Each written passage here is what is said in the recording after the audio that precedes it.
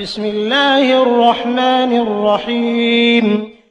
هل أتاك حديث الغاشية وجوه يومئذ خاشعة عاملة ناصبة تصلى نارا حامية تسقى من عين آنية ليس لهم طعام إلا من ضريع لا يسمن ولا يغني من جوع وجوه يومئذ ناعمة لسعيها راضية في جنة عالية لا تسمع فيها لاغية فيها عين جارية فيها سرر مرفوعة وأكواب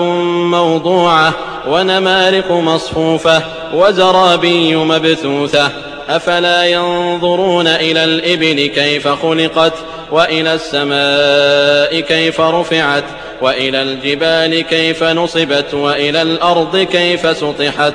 فذكر إنما أنت مذكر لست عليهم بمسيطر إلا من تولى وكفر فيعذبه الله العذاب الأكبر إن إلينا إيابهم ثم إن علينا حسابهم.